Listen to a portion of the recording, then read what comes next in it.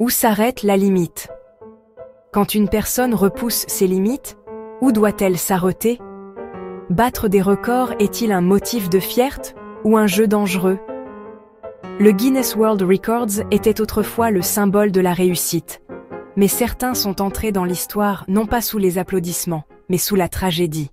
En 1964, Randy Gardner, un lycéen de 17 ans, tenta une expérience pour battre le record du plus longtemps sans sommeil. Il resta éveillé pendant 11 jours. Ce qui avait commencé par simple curiosité devint vite terrifiant. Gardner ne pouvait plus parler correctement. Sa perception déclinait. Il commençait à halluciner. Les médecins découvrirent une défaillance de ses fonctions cérébrales. Guinness garda le silence longtemps après cet événement. Mais dans les années 1970, sur conseils médicaux, il bannit totalement les records d'insomnie. Ce drame prouva que les limites humaines peuvent être franchies non seulement physiquement, mais aussi mentalement. Un plongeur en apnée s'entraînait pour devenir la personne à retenir le plus longtemps sa respiration. Mais quelques secondes après l'avoir plongé, le silence de l'eau devint fatal. Le plongeur perdit connaissance, et une fois sorti de l'eau, il était déjà décédé. Guinness annula les records d'apnée sans oxygène après cet événement. Seule la variante sûre avec pré-oxygénation serait désormais acceptée. Cette tragédie nous rappela une fois de plus la fragilité humaine face à la nature. Lors d'un concours alimentaire, les concurrents tentaient de battre le record du plus grand nombre de hot-dogs mangés. La foule acclamait, les flashs crépitaient, mais un participant s'étouffa et ne put respirer. Malgré toutes les interventions, il ne put être sauvé. C'est la première fois que l'idée de bannissement moral apparut dans l'histoire du Guinness.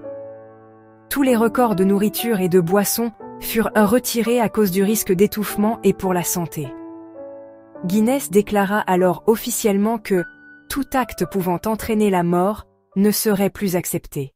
Un artiste de cirque se fit enterrer vivant pour battre le record du plus longtemps enterré vivant. Il visait 60 heures. Mais au matin du 3e jour, le tuyau d'oxygène se boucha. La terre resta silencieuse et il n'y avait pas de retour possible. Guinness bannit alors définitivement les records d'enterrement vivant et d'espace confiné. Désormais, entrer dans la tombe vivant ne serait plus qu'une métaphore. Un illusionniste monta sur scène pour le record du plus longtemps à avaler du feu.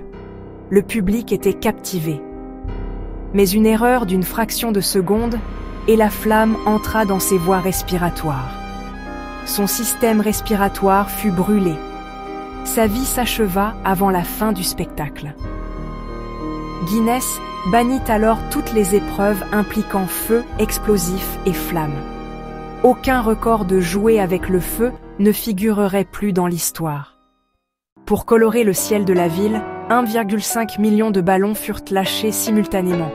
Mais les ballons dévièrent avec le vent et atterrirent sur le lac Erie. Au même moment, 2 marins étaient portés disparus sur le lac. Les sauveteurs ne purent les retrouver à cause des ballons flottants. Leurs corps furent retrouvés plus tard. Cet événement fut un tournant dans l'histoire du Guinness. Tout événement nuisible à l'environnement fut désormais jugé comme une violation éthique. Guinness annonça qu'aucun record nuisible à la nature ne serait approuvé à l'avenir. Un groupe de plongeurs en eau froide voulut tenter le record du plus longtemps sous la glace. Tout se passa bien au début, mais ils ne trouvèrent pas la sortie.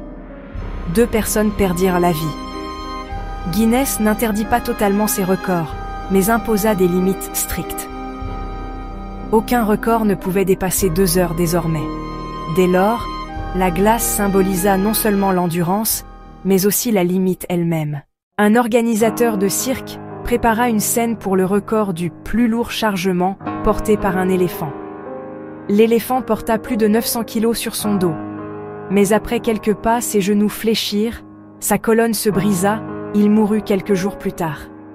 Guinness bannit alors toutes les représentations exploitant les animaux. Aucune douleur animale ne ferait plus partie d'aucun record. Des volontaires furent à place dans une chambre souterraine pour tenter le record du plus longtemps dans l'obscurité. Après 30 jours, la plupart sortirent avec dépression, hallucinations, désorientation.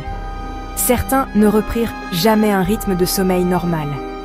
Guinness déclara les expériences d'isolement et de privation sensorielle comme non éthiques.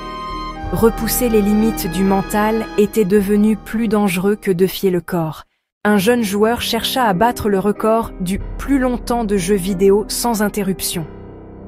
Après 48 heures, il fit une crise cardiaque.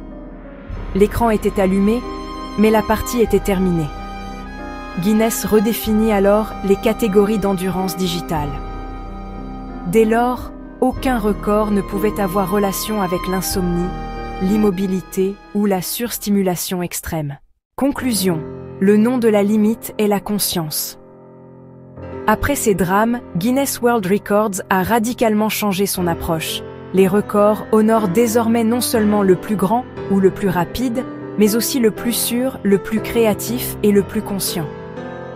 Aujourd'hui, le Guinness porte la philosophie que chaque record doit être une inspiration. Car l'humanité a appris non seulement ses limites, mais aussi leurs coûts. La vraie réussite ne commence pas par se surpasser, mais par connaître ses limites sans nuire à autrui. N'oubliez pas d'aimer, de vous abonner et de laisser vos commentaires pour plus de contenu comme celui-ci. Où pensez-vous que la limite devrait s'arrêter? Rendez-vous dans les commentaires.